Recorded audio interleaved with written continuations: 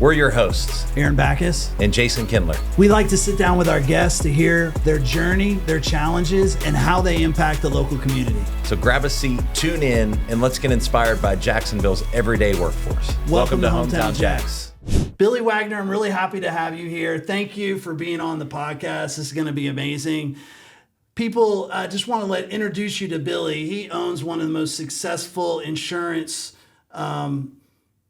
companies in Jacksonville and maybe the Southeast, maybe all over the country. So that's one side of Billy Wagner, and we're going to get into so many different sides of that. But thank you for coming on and spending your time. I appreciate that. Yeah, it is absolutely my pleasure to be here. I've got a ton of respect for what you guys are doing, and it's been a pleasure to get to know you over the years, and super excited about adding value to your audience Well, today. Thank you. There's not a question or a person Billy doesn't know, so he's a good guy to have on. So I want to go right into it, back to when you were, getting your hands dirty in insurance. So tell me what's one of the craziest claims you remember having to deal with. That I can see something probably came to your mind already. Oh man, we've got a million stories because we've got so many interactions in that way. I mean, we've had a landlord that we insured that had a meth lab. We've had murders.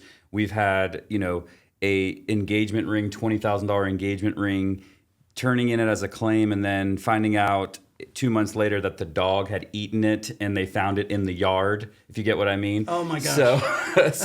But, I think, if you go back to like before I was in the insurance business, I actually had a full house fire and I lost my entire home. You did? I did personally. And wow. before I was in the business. Interesting. So that probably gives you a little empathy for the situation. And I didn't have the right coverages. I didn't know what I didn't know. And so, it ended up working okay for us because it was our first home, it was a starter home. But, the insurance the concept is confusing to many people. Yeah. It's, I know we're not going to spend a ton of time on it because it's not interesting to everybody, right? Insurance is kind of boring, but it is a noble profession. We feel great that we're protecting people and helping people. And but yeah, there's been some crazy claims that we've seen, but the meth lab, let's not just brush over that. I mean, literally, how did you find that out? Well, the insured was the landlord that owned the property. So he had no idea. He had no idea, and it was in the garage, and yeah, it was a massive claim. Was his name Walter White? Maybe? No, but it was similar to Walter White, right? Exactly. Oh my gosh. Well, Billy has multiple different hats. Insurance company owner, speaker, author, does a lot of work with charity, and I really want to kind of get into the days of where you started getting into insurance and what you did before. So let's pick that up. So you worked for a restaurant chain for a long period of time, right? Yeah. I mean, my start was I went to school at University of Central Florida and got my first job as a busboy, and I worked for that same company, which was Metro Media Restaurants with Steak and Ales. Yeah. And I went from the busboy to next in line to be the president of the company. So I literally went all the way through in a 10-year career there, and I was the youngest general manager to ever run one of those restaurants, and they started in like the 60s. And Are they still around? No, they're not. Okay. I drove them all the way to out of business. So no, but about they went out of business about 10 years after I left. But I did that for 10 years. It taught me how to balance a P&L. It taught me how to hire people, how to fire people. I learned a ton, and it was a very stressful business. And did you have any inclination into getting it, or you just I needed a job when I was in college and busboy was it, and then I just kept following and learning, and then it was like it became a 6-figure career for me, and I was young and I was making great money, but the lifestyle I looked at the future and said the lifestyle here, this is not going to be conducive for family and weekends and holidays and the HR nightmares, and it just never ended, and so.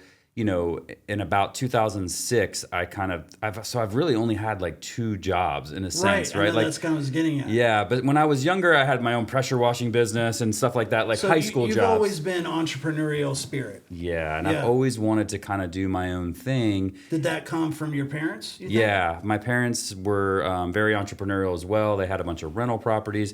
My dad tried about 10 different businesses. Wasn't ultra successful in any of them, but he just did a ton of it. Right. And so I had that fire of wanting to do my own, but didn't know in what industry that I wanted to do it in. And a lot of the people that worked for me in the restaurant business were my managers went into the insurance business, and I started studying, I started following it, and then just started asking questions. And So in 2006, I started a less than scratch agency is what I call it. Like less than, no clients, no experience, didn't know what I was doing. And I worked for free for 6 months from somebody that actually knew what they were doing. That's how I learned that it. was when you got your license, because it's not easy to get your license, is it? Yeah, it's a 220-hour course. Right. It is pretty challenging. I did it in a very rapid pace because I left that job and had to start a new job, and I had to have that thing. So it was like literally, my wife was terrified. She's like, "What are you doing? You have no clue what you're doing, and we're leaving this income." And she was afraid. Luckily she had a great job. She's an occupational therapist, so she was able to kind of support the family as we kind of got it started. Did you have kids when you quit?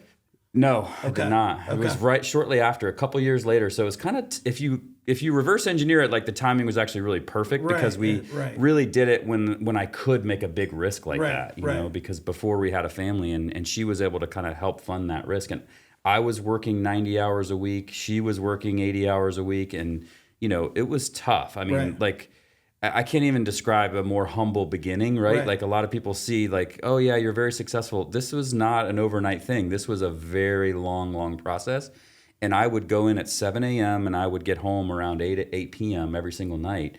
And I didn't have enough time to do everything that I needed to do. So I was taking out the trash. I was, cleaning the bathroom. I was doing all the marketing. I was doing all the business and just doing literally everything. And really also trying to learn how to be a businessman and how to be an insurance agent at the same time. Right. So 6 months of that stint.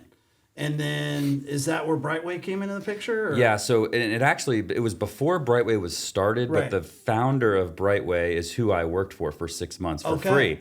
So he didn't have a franchise concept or anything like that. So it was just, he had an agency on the north side. It had burglar bars on the windows. I mean, it was like, when I look back on there, I'm like, what was I thinking? But I'm assuming you believed in him. He probably motivated you a little bit. I did. I believed in him. And I actually had the opportunity to go like start my own Allstate agency. I could have done a nationwide agency.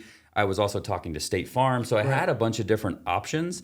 And what I loved, he had a vision, but the vision evolved over time, right? And so you never know when you get started what it's going to become. And I saw him last weekend, and it was like we pinch ourselves. We can't even believe like what it is. Did he ever now. pay you back for that 6 months that he owes you? For not paying unfortunately not. But I feel like it was the lesson, right? Like I tell everybody, like if you want a job really bad and you want to start in a career, go tell somebody you'll work for free, right? And they will give you an opportunity. You get inside there. And then there's a deep level of respect for somebody that is willing to do that, and they will bend over backwards to make sure you win. Right. And that's what you need. You just need to start, and you need to get in and start figuring it out. Right. And you get to where somebody is, and you say, okay, what's the next level, and how can you start it? And so that's great advice. It's like I listen to Gary Vaynerchuk, Gary V, all the time. Yeah. He said the exact same thing. Just offer to work for free. Yeah. Most people aren't going to turn that down. Right. Yes, absolutely. So 6 months in, you're working for him, and then did the idea of Brightway start, and that's where took us from there. Yeah. So he had like a couple of other offices of like college buddies that had opened another office or whatever. So I was like one of the first that kind of went out, and it wasn't a franchise. He was like, just under me, you can go open up this location. And I opened up I was like, Ponte Vedra seems like a great place. There's a lot of nice homes there. Yeah. So no one was there. And I was like, I'm going to Ponte Vedra. Oh, man, and my first office was probably smaller than the room that we're in right now. Yeah. I needed like 9 real estate signs to show people how to find me. Like, go this way, make a right, make a left. And it was like in the very, very back. And I started out with 1 employee. Okay. We were just looking at each other like, do you know what to do? Right. And I was like, well, I don't really know what to do. And so that's kind of how it started. And it was just the 2 of us in the office. And, we started getting traction on just massive action, and so it's very similar to what you guys are doing in the industry. You are taking such massive action that people are like, oh my gosh, I didn't see that coming. Like, oh my, what is it? What are they doing? How are they doing all those things? And it's like, that's what we see from the outside from what you're doing. And that's very similar to what I was doing. I was I was knocking on doors. I was calling people. I was saying, hey, would you mind if I talk to you? Can we have lunch? Can we have coffee? Right. And I just was relentless about building relationships. And I was very focused on making sure we had a great experience. Was the relationship building geared it towards realtors mainly? Yeah, it was realtors and lenders both. And it was just trying to figure out how we could add value to them. And we're much more sophisticated than we were then. I want to make sure all your deals close. I want to make sure nothing gets in your way. And, we built some really good relationships. And then, the market crashed and then they all left. And then it was like you had to start over again, right? And so we've done those peaks and valleys. But I think like 6 months in, we had done a good enough job to where we were both overwhelmed and we brought in another person and we just, we just started trying to scale the best that we could. But it's tough. I mean, the margins in the insurance business, are very small. I think I made like $6,000 my first year and I worked like the hardest I've ever worked in my life. Right. But so you knew it was a long play. Yeah. Like, hey, I'm not going to make anything for the first several years relatively. And it was put your head down, focus on what you can control, create a great experience and build as many relationships as possible. And for the first 2 or 3 years, that's all I did. And, we were good at like being fast and getting things quickly. And, that was kind of one of our products was speed to kind of get it done fast. And we got some momentum with relationships and we had, just like you guys, I mean, we were independent. We were a broker, right? So we had options and we had really good options. And focusing on that was kind of a new thing back then, right? Yeah. I mean, because you talked about the big boys and the typical insurance, the old school companies. It was you go to them and you get their product and that was it. So you different, right? You're looking at multiple different we believe just like you do that like having an expert, like training somebody and having great people and giving them choices that they can guide their clients through to find the right one for them. Right. We believe that's it. And I think the vision early on when I was talking to the founders and I was like, we're like Best Buy, right? Like you go to an electronic, you want to go there and they have a bunch of different electronics. They got somebody you can ask questions to and they're going to guide you on what's the right thing for you. Right. You got a bunch of options. And when you have choices, you're going to usually get a better result. Right. Yeah.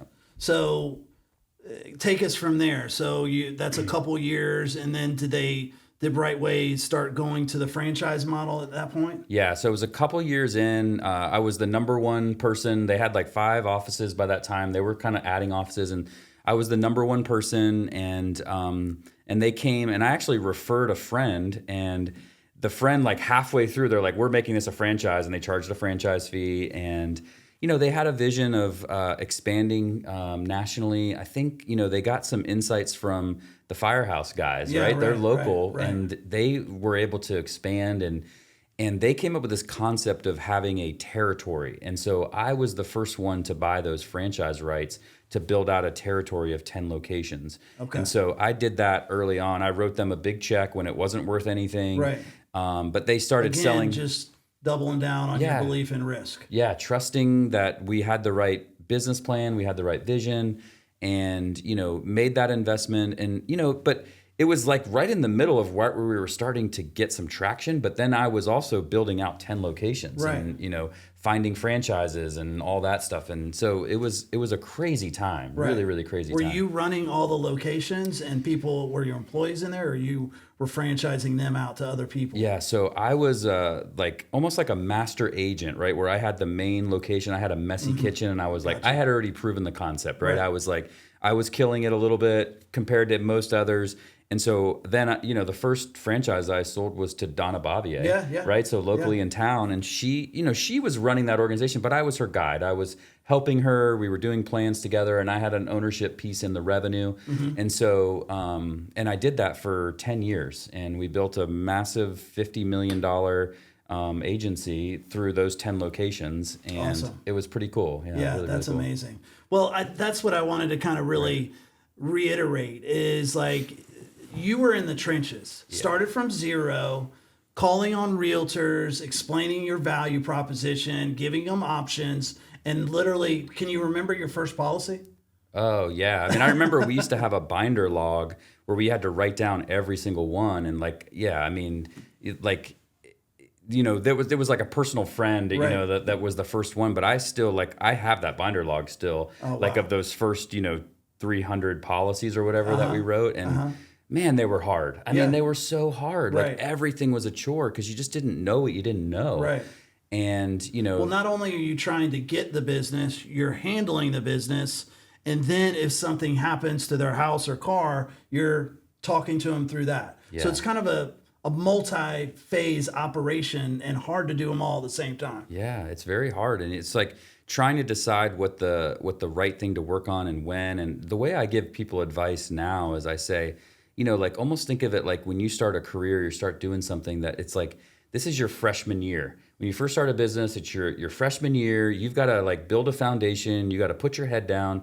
And then when you're a sophomore, you can start, doing a little bit of scaling. You can start bringing on somebody that's taking on some of your workload, and you can then get back into your personal best use, right? And then, then you're a junior, and then you're a senior, and then you try to get your MBA, right?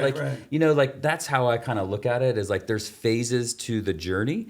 And at different phases, your focus should be on different things, Right. and that's got to constantly be evolving.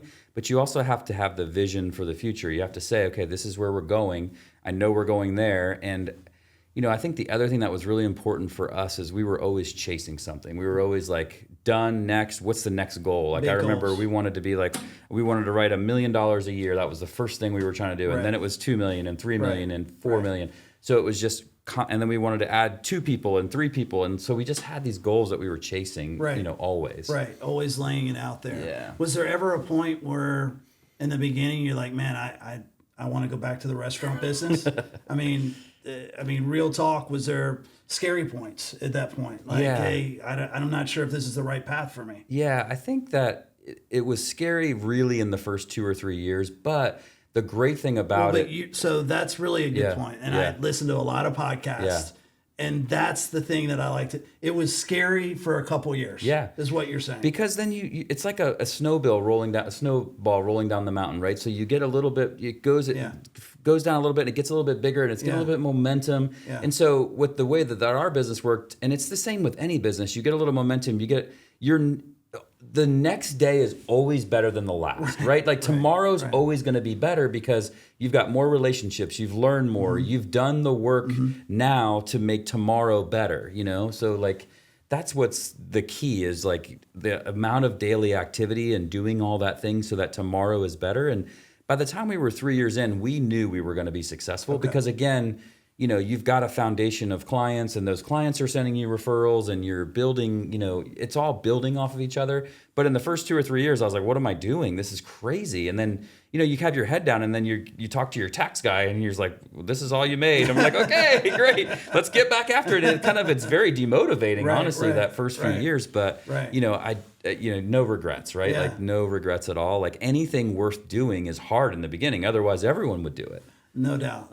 Great quote. And I heard another quote. It's entrepreneurship is kind of like eating glass sometimes. Yes. It's painful, but you just got to move to the next point. Yeah, I call it a violent contact sport. Yeah, for sure. No, absolutely. Well, that's really cool because I just love to hear that kind of thing, because people see successful people and they're like, man, that's just great. Well, no, they had to really go through tough times, gamble, reinvest, deal with the fear, get comfortable with feeling uncomfortable. That sort of thing is part of the process. So that's really interesting to hear.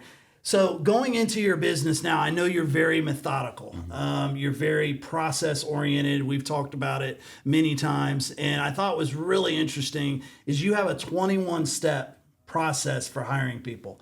We don't need to go through every step, but kind of describe why you think that's important and just an overview of how that works. Yeah, I mean, if you go back to when I said we were 3 or 4 years in, I realized that the most important thing I could focus on in my sophomore and junior year of business was, how do I develop talent in people? And people say, well, you should have a niche and you should really focus on your niche. My niche became being great at finding people.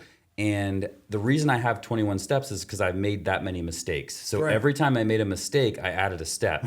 And so what also I think it does is it reinforces a different thing, right? So, you drive by a bar and you see a line outside with the red rope, right? And you're like, why are all these people waiting in line to get into that bar? it creates this excitement about something, right? Yeah, So we created exclusive. that exclusivity, and you get inside and you're like, this is just a bar. I mean, you can get a drink, but whatever, right? But it's that element of like, there's something special there. There's something going on there that I want to be a part of. And so by having that many steps, the 21 steps, it sets the right tone, and you make sure you find the right people. Like, our people, just like you, are the best decisions we've ever made in business is the people decisions. And so we're very careful about who we let in. We believe we have rare air. Our culture is very sacred. And we have so many steps. And the cool thing about it is we've automated it over time. So in the beginning, it was all manual and it was all run by me. And, you know, that's the process of evolution of like figuring out what the process you need to focus on, and then building those steps, and then constantly improving it over time, right? And so, you know, if you asked me 2 years ago, we had 18 steps, right? And so that's the point of it. And it doesn't really matter what the steps are. It's just a matter of like what's important. And I think the key thing I would say is we try to get as many people in the funnel as we possibly can. So we go land, air, and sea, and we're about to put aggressive job opportunities out there. And we everywhere. It's everywhere. And we have like 15 ways that we do it. It's like we ask people like you that are highly networked and says, hey, do you know anyone? Right? We have an email, a letter.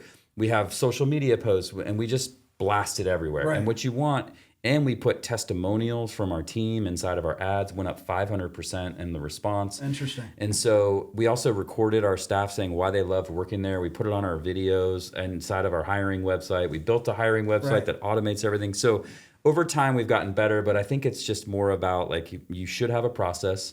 And we make it very difficult. As people say, it's like getting into the FBI to come work for us. And these are entry-level jobs.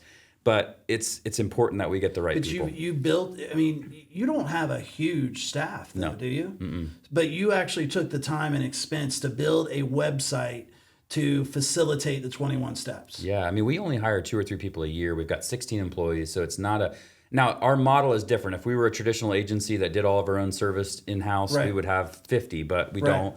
So, but yeah, I think the hiring website was me just trying to figure out how to save time and so it does an online interview. It does a video for them to understand what the opportunity is about. It has the testimonials from the team. It talks them out of the job. It does all those things. And it's different than anyone else is doing. And then it also has them do an online interview, which is 8 steps. And by the time they go through all of that and we do the 8 steps, my hiring manager checks their social media account. They do an audit on that.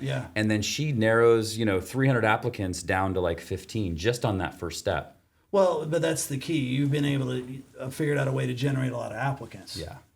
And you can eliminate so many of them through step of 10 or whatever it is. Yeah, every step is an elimination period, and it goes down to all the way to the end where we do a panel interview with our entire team. It's pretty wild. Like we've done that for so long, and it's kind of a little bit weird now because it's like 16 people staring at this one person, and it's very intimidating. But it shows my team that we're so careful about we want 100% buy-in before we bring anyone in. That we want there to be the culture fit, and they each get to ask a question, and we tell that team member, like, whenever you're looking for a job, you got to play the movie out. They got to know what it's like working there, and you got to tell them what it's like. So we just tell them, hey, ask them anything you want. Ask them what's the worst part of the job is. We want crystal clarity because we're going to make a huge investment in you, and we want to make sure it's the right fit. Are you still involved in that? Or are you step 21? I'm step like 14. Okay. And the last step. So I'm pretty much I do a third interview when it's down to 2 people before we do the panel, down to 3 people, but we're trying to narrow it down to 2 to do the panel interview. And how long would you say, everything going according to plan, it would take somebody to get through the process? 2 to 3 months. 2 to 3 months. Wow. Yeah. So that's just a constant running thing. Yeah. And we've built our business in a way, and we can talk, like, to me, I think people was the first thing that I figured out. What I figured out I'm like really studying leadership and people, but I think you have to give people a pathway. And what I've learned in the last 2 or 3 years, we built a pathway for people that says, here's where you're going to start, and then here's what your next position can be, and your next position can be, and your next position can be. And so that's really powerful to tell people, like, hey, trust me, follow me, I got you. This is where you need to be. You're in the right place, and we're going to do this together, and we're going to win together. Interesting. Is part of that process them going to have to get licensed after they come on? So they have to be licensed before they come on, but we give them a sign-on bonus to be licensed. So it gives them a bonus and it pays for the cost of it. So, but we require a license before So they come show on. me that you've passed it and done that work before. But there's multiple kind of licenses. They don't have to get the full 220-hour Right. one that I had to get, but yeah, they have to come on license, and that's just a mistake that I learned. We did that in the past. We're like, get licensed later, and then it's like it never happens. It never happens, right? In the way that you want it to. Yeah. It kind of reminds me of that movie, The Firm, when he's like walking in for the first day of the firm, and everybody, have you passed yet? Have you passed yet? I just got here. I understand. Right. Well, when did you and you're a master of this? Like, when do you feel like you've kind of stepped out of working, in your business to on your business? Did that happen a long time ago, just recently? When did you make that step? Yeah, so a lot of people ask me that because it's like the journey, entrepreneurial journey. That's the North Star, really, in my opinion. And so I had that ambition from the beginning that I wanted to do that. So when I started 18 years ago, I said I'm going to work my way out of a job and provide opportunity for everyone else behind me, right? So every single year, and again, I wasn't smart enough to do this like in the first 5 or 10 years that I did it, but after like 10 years in, I was like, here's our org chart, here's all the people, here's the responsibilities of every person on the team, here's what my highest and best use is. I highlight in bold the top 3 highest and best use for every person on the team. So they know that that's the most important thing for them in this organization. And so for me, I had this giant list. And every year I was just, you're doing this now, you're doing this now. And, again, this is a long evolution. I'm talking like a 10-year evolution, but now you thought it out and kind of wrote it out. I just looked at every single thing that I was doing. And for the last 3 or 5 years, I didn't do anything without teaching. Right. That was a big thing. It was like, okay, I'm going to do this, but I'm going to teach somebody else while I'm doing it. Right. And so you got to constantly be evolving. And when you have a small team, like there was people that like had these responsibilities that was way outside of what they should have been doing. Right. But I was like, look, you're going to learn and you're going to do this for a year and it's going to help the business and it's going to grow you. But next year you'll do something else. And so like, it's very weird how we did it, but it was very organized down to like who had to clean the fridge out on Friday. Right? Like if no one's job is to do that, then that's your job, right? Like, or it's going to get old. You're going to have old food there. Well, yeah. We actually have that problem a lot. So I completely understand. I mean, what a masterclass and really how to, that's what I've always known about you is that you're just very technical and detailed and planned out. And you can tell by your 21 steps and then working your way out of a job. But I mean, you've built such a great foundation that now you're doing other things, and we're definitely going to get into that. Yeah. So you've written 2 books. Was there any spelling errors in any of the books, or how did you do that? Yeah, it's very tough. The first book, I didn't think anyone was going to buy it except for my mom. Maybe I thought she was going to buy it. Count on our mom, right? Like I thought she was going to come through. I'm good. Yeah, but honestly, the first book came from I went to go see somebody at a conference, and I don't know if you know this, but my brother passed away in Iraq, right, in 2004, and so tragic, right, very tragic. So the guy kind of does this talk about what he's doing for families that have had that happen to it, and he left behind my 5-year-old nephew. So it was just like the worst day of my life, right? And so I was like, I gotta live my life in a way that I can do everything that he was gonna do and what I'm gonna do. And so I was like, I gotta start scaling and doing more and trying to give back. And so the first book was all about like, how do I give back, right? And I'm like, well, what do I know anything about? I was like, well, I know about insurance. And I was like, who the hell's going to read a book about insurance, right? So, but I wrote the book it took me 2 years. I did it on my When people say they wrote the book, do you mean you physically sat down in front of a computer and wrote the book? Yeah, and I'm going to tell you the evolution of that because I think it's helpful for people is like, I just said, okay, what are the chapters? That's where I started. Okay, so this is going to be a 12-chapter book. What are the chapters? Chapter 1, and I laid it out. I kind of came up with the concept of like, I wanted it to be a book that somebody could understand insurance at like a 3rd grade level, but I wanted to make it fun and interesting and tell stories so that it wasn't boring, right? So that was my North Star. And then I just wrote 1 chapter at a time. I was like, I'm going to write chapter 1. Chapter 1's going to be on home insurance, and I'm going to write that chapter. I know all about it. And honestly, I was very naive. I didn't know what I was doing, but I just took action on it, and I just kept doing it. And And honestly, it actually, the book did really well because what it ended up being was everyone that got into the business was like, I need to learn the business very fast. And they were able to read that book. And so it sold thousands and thousands of copies, which I didn't think it was going to sell anything. And then the second book was much easier. And I did the second book in like 4 months. And the big difference was, and this is what I would encourage anyone that wants to write a book is you do the same outline, same plan. You have to have a North Star. You have to know what the purpose of the book is, but then voice record. So I voice recorded everything and I just talked like by the time you do this podcast 50 times, you're gonna have so much content, right? And so I just voice recorded it, and it was, the second book was a business masterclass book. It's all about how I ran my business, and every chapter was a keynote that I performed. So it was me just documenting those keynotes that I already made. I already did the material. I already had all that stuff developed. And so it was just putting all of that together in one place. Interesting. When you write the book and you have the thing you wrote, like what do you do next? Like, do you have to go to a publisher, or how does that work? Yeah. So, I mean, it's become so easy now where you can self-publish it yourself, right? And so Amazon, of course, Amazon does everything. And Amazon has a product where you basically upload it as like a Word document. Really? And they will... And then you have to have a cover design, and you can find, vendors to design a cover or to edit or to proofread. And I would encourage people to do those, like get an expert in there to kind of look at the writing and make sure it flows and is smooth. But it's incredibly easy, and then once it's on Amazon, I mean, like that's everywhere, and it's super easy to get it out there. The first book was much harder because none of that was developed. But the second book was incredibly easy. Do you have to buy a number of copies to start, and then whenever somebody buys it goes out a year, or just they make them copy by copy? They make them copy by copy, which is incredible. Like, again, the first book, I had to buy like 1,000 copies or 500 copies. I can't remember. And that's kind of how we were starting. And they wasn't on Amazon, none of that. Now, my first book is now on Amazon also. But no, and you can buy your own author books too at a lower discount. So I could buy like 20 books at a time, like directly from Amazon. But like you go online and do a book, they print it, and then it ships out like the next day. It's incredible, the technology that is amazing. So you said 2 books. One was in the insurance. Like what is the typical reader for that? Like what would turn on?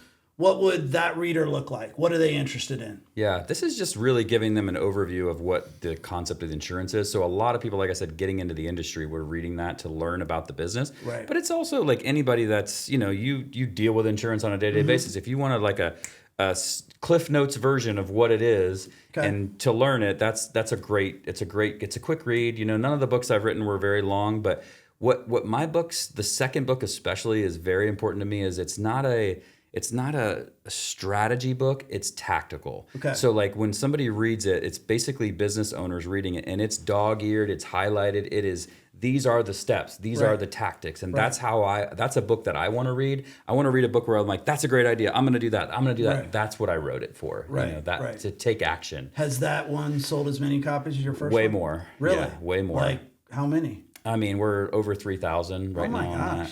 Yeah, and that doesn't count, like when I do a speaking engagement, they'll negotiate like certain books. That doesn't count for that. So like probably another 1,000 of that where I'm like, I'm going to bring 100 books to you.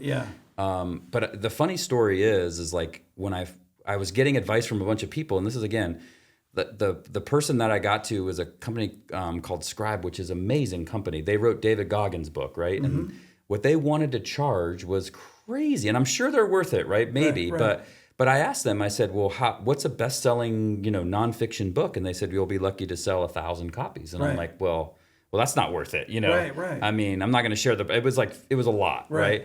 And so I was like, I'm just going to self-publish this, and because I wanted the money to go to charity, like that was like if I spent that much money developing and publishing and editing it, it would take forever to get any return on it, right? So that was my. So the proceeds of the books go to charity. Not even the proceeds, but the entire revenue. So it's not even the proceeds. So I cover the entire cost. So if you pay $20 for that book, I'm donating $20 to the charity. Oh wow! Yeah. So you're taking 2 or 3, but whatever it is in the cost of the book. Yeah. You're taking off of that. That's amazing. Well, I'm kind of reading through some of the things that were highlighted. 21-step process to find and hire world-class profit. We talked about that. Cast a vision, communicate with your team. how I create autonomy in my business, how I created a culture of accountability. I love those things. How I built a system that generates thousands of referrals a year. I mean, is there anything else you need to know about the world? It sounds like it's all in the book. Yeah. Well, I want to, we talked about Billy, how he started out, restaurant to insurance owner. We talked about author, and that's not it. I mean, he's got multiple other hats. We're going into the speaker keynote world. So when did you always like speaking in front of people? No, in fact, I was terrified to do it. I remember, like, I brought you to my Rotary Club. I remember not being terrified to do the invocation. I was like, I didn't want to stand up there to even do like the prayer before it was started, right? And so that was an evolution, again, of like constant never-ending improvement. I became the president of that club, and I was speaking in front of them 50 times a year. Is that kind of when you like figured out like, okay, I'm going to be the president. I got to get over this fear. I got to get over this fear. I got to step into it. Yeah. And so, but as I did it, I really enjoyed it. And for a couple reasons. One is I'm an introvert, right? So I'm not a person like you that's going to run around and meet everybody at the party. Man, I'm an introvert, man. I can fake it pretty well. You fake it really well, right? So, but I'm an introvert too. But what I love about it is, and Ed Millett talks about the 6 human needs that everyone has. There's not 8, there's not 4, there's 6. And one of them is contribution. And that's my dominant need. I feel like I need to contribute in life. That's very important to me. Okay. And so when I go speak, I'm helping people to, like, I already chewed on the glass. Yep. And I've already got punched in the face, and I've learned the lessons that I need to learn. And I feel like you don't have to start at the bottom of the mountain. I can help you start at the middle. Like, I've already did all of that. So I love sharing and helping people, get past the hurdles that they're going through. And it really is kind of simple when you figure it out. The business world slows down for you after you kind of figure out some key concepts, like how to build a process, like how to find people, how to show them the pathway, how to have purpose in your business, leadership. If you figure those things out, it solves almost every problem in business. Right. And so I want to help people do that, right? Because it's like when I figured that out, I was like, light bulb, oh my gosh, now I can feel like I can do anything now, where I was terrified before. I didn't know what I was doing. And so it's that constant and never-ending improvement, and I want to help other people. So I love speaking, and I got invited to speak at a conference, and I didn't know what, and people loved it because it was very tactical. Right. And they Not a bunch of fluff. It wasn't fluff or theory, and it was very much like what they needed to hear, and it was helpful for them. And they asked me to come back every single year for 7 years straight. It was like a 1,000-person conference. Oh, wow. And I was the only one that they were ever asked to come back twice, right? Yeah. So, and I just honed my skills that way. Yeah. And now there's another evolution of that too. It's like I've got to almost narrow my focus down because I have 20 keynotes. I need to have like 3, and they need to be world class.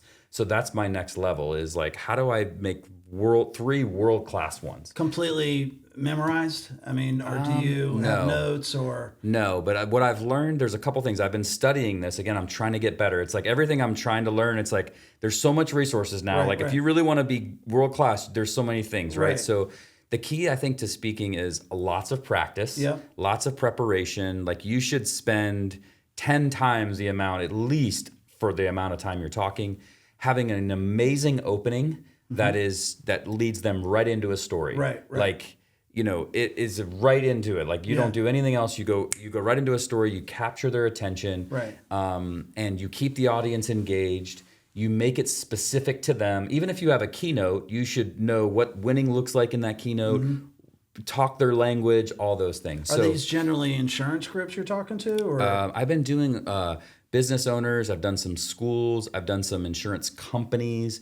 I've done like trade associations, and so I've done a ton of insurance conferences for sure. But it's a little bit of everything now, and I think the next level for me is I will do stuff that is a little bit more broad. I've got some great concepts on saving time, and like people are always asking me, how do you build the autonomy? And so I've got some great. That's probably the one that's more widespread that can talk to any audience. Do the people that are asking you to speak, is that organic relationships you've developed, or do you have a company that kind of promotes you, or how does that work? And that's the next level of it. And I don't want to travel right now. And that's what I've learned. Like I did like 12 in 1 year, and I was like, that's too much. Yeah. And my kids are at an age where I right. want to be home. Like, my vision and my mission is for applause at home. Yeah. I want the people that know me most to respect me the most, right? And so I don't want to be all over the city and all over the town, but like in 3 or 4 years when my kids are at college, then my wife and I will go travel and we'll do that. And so that's the next vision. And there is another level of that. There's speaker bureaus. You can, be on those, and you can have a broker that promotes you. But for right now, everything is just organic. But there is another level that I see that I'll go to. Yeah, that's awesome. Yeah. Well, you need to do more speaking in the winter areas that have slopes. Right. Exactly. He's also an epic skier. We've got many stories with that, but we won't go into that. So, speaker, some of the keynotes I gathered: how to simplify your life, the experience is everything, how to utilize executive assistant, building a referral-based business, masterclass on running an agency. All great topics, amazing.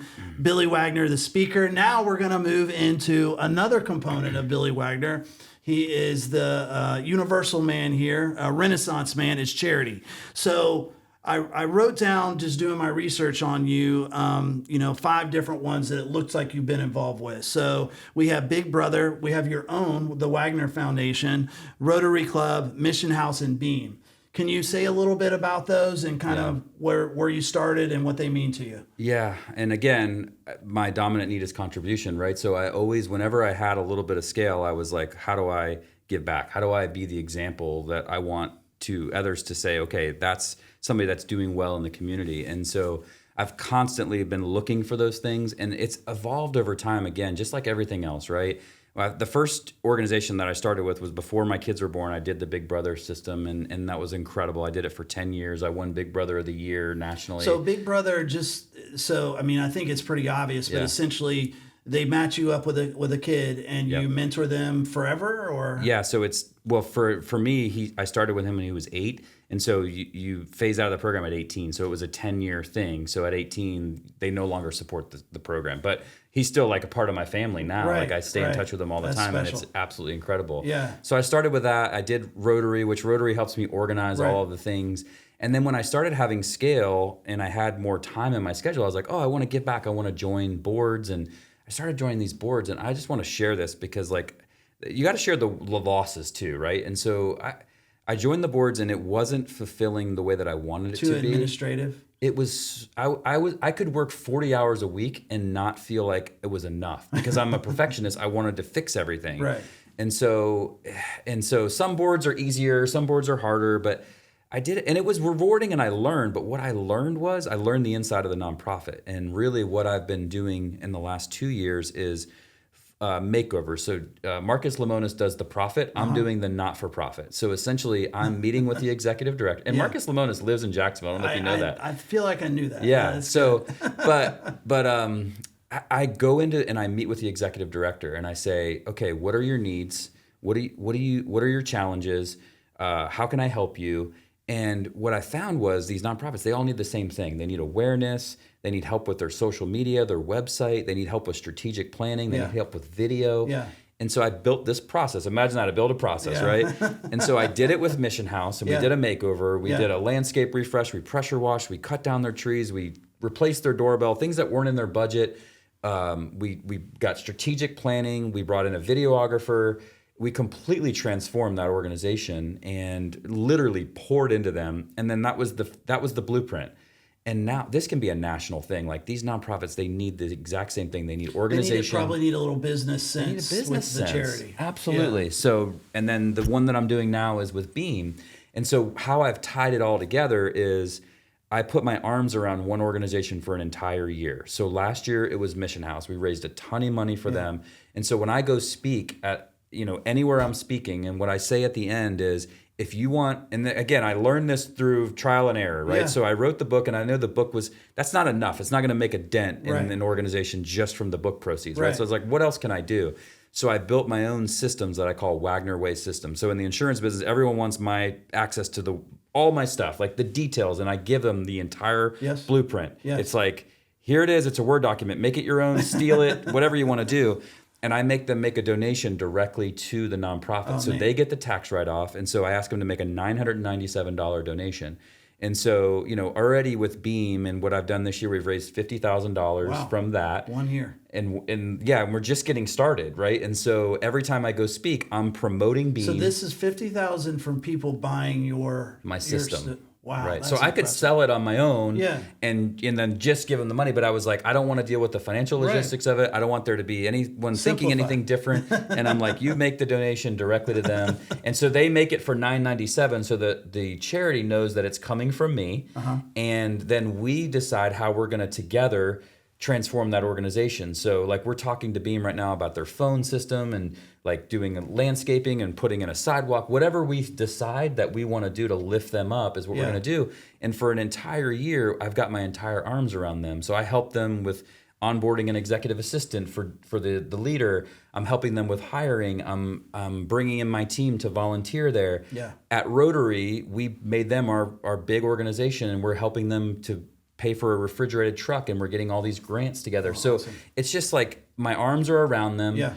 For 1 year, we're going to lift them up, and they're going to be transformed in a different place. And then I'll go on to another one, and I'll have the experience from the last one to make it better on the next one. Right? That's really interesting. Do you feel like you get more reward out of this phase of your life than building the insurance? I think the journey is the reward, right? And I think we also forget about that. We're like, oh, I want to get there. And then, like we had this big goal that we got to like 3 or 4 months ago, and I barely celebrated it. And my team is probably like, and my head's already gone to doubling. I'm like, we're going to double again, right? And so I like the journey. Like I like the challenge, and I'm like, so I don't ever like say when I reach something, I'm like, I'm good. Right. So it's different and better. I do like the challenge of it and like learning and constantly growing, like that's important to me. And so, I think it's very fulfilling to do different things, but I also like really enjoyed the journey of it. And if I completely stepped away, I'd miss it. I would miss it. Like even though I could walk away right now, I've got leaders that are running it. I'm still a part of it as long as I can add value. And my role right now is to develop the leaders that I have to step into those new positions. Well, it sounds like they don't need you. They kicked you out of your office. That is very true. They did. It's the sign of a good leader. They kick them out of the office. Well, as we wrap up here, there's a couple quick things I want to talk about. And I know you spent some time recently with John Gordon and Ed Milet, two super famous people in the personal development space. I mean, I listen to them all the time, a big podcaster. What are some of the tidbits that you came out of that time that you spent with them? Yeah, I mean, they're amazing thing is they're local Jacksonville residents, which is so incredible that we have these people here. And it's like they're telling other people about it, and they're bringing these high quality people here, it's going to be life changing for Jacksonville to have those type of people here. Right. I mean, just massive influence. I think with Ed Milet completely blew me away, brought kind of the whole group to tears on multiple things. And again, it's like stuff that he's not really shared a lot with other people. It was very intimate, but one of the things... I saw a keynote with him at our mortgage conference several months ago, and it was unbelievable. I mean, he grabbed you out of your seat and just like, listen to me. It was unbelievable. There was some guy, it's just funny, there was some guy in the front of the room right when he started speaking, and he was playing on his phone, and he literally called him out, and he goes, I'm worth $800 million. And you're sitting there sending a text message, and the whole room was like, and this guy's kind of a jerk. And then he starts going into that, like, yeah, man, you need to listen to this guy. Amazing. Yeah, I mean, he completely blew me away. It's the first time I'd seen him speak. Like, I've heard him on podcasts and stuff. The thing that I thought was really powerful about what he said was, what he did with his kids and like the family stuff. Like, I talk about like applause at home as my like mission, right? Like I want that. And one of the things he did with his kids since they were born was, let me tell you about you. And he basically told his kids the 2 or 3 things that they were special in, because everybody in life is special in 2 or 3 ways, minimum, right? And he has this ability to pull that out of them, share it with them, and he shared it with them every single day, like to the point where like they were teenagers and they were like, Dad, stop doing that. Right. And that's the way he lives his life. And so he goes and visits his kids at college, and they're like, the kids are like, don't tell it in front of my friends. But then the friends are saying, aren't you going to tell her about her? Like, they were telling their friends about it. Right. So it's about like saying to your kids, like, I got your back. Like, right. I'm your dad, and you're never gonna face anything alone. You're special. The way that you make connections with people, whatever it is, but it's got to be authentic. And I love living life like that now. Like, that changed my perspective to everyone that I'm talking to. I'm listening and trying to understand what their 2 or 3 special things in, calling it out in them, and go, let me tell you a little bit about you, right? Like that was really, really that powerful. I mean, there's so many things, I'm sure. But the 6 basic human needs about life was really powerful, and I'm spending a ton of time on that right now, trying to figure out which on my team, what are those human needs that they are, and what's the dominant need for each person that I have on my team, because that's really important to know. Right. What moves them, what pushes them, and so like I said, it was an incredible and time. What were some things that you took away from John? So John, he talked a lot about, like, in order to build something successful, you got to have a really strong foundation. Yeah. He's very much the positivity guy, right? I mean, I sent you the notes. There was like 19 pages of notes, right? Like, I was writing like feverishly the entire time. I felt like I was taking notes for you. I'm like, because I know you care about it, so I wanted to make sure we got it all in. But and they talked a lot about family. Because John Gordon's kids are a part of his company, and they were there. Yeah. And and they talked about like the regrets that they had, of like, they're busy, they were building their businesses, right? And it's like, they don't regret the times that they weren't there when they missed something, but they regret when they were there but they weren't present. And we have an such a hard concept. Huge thing right now.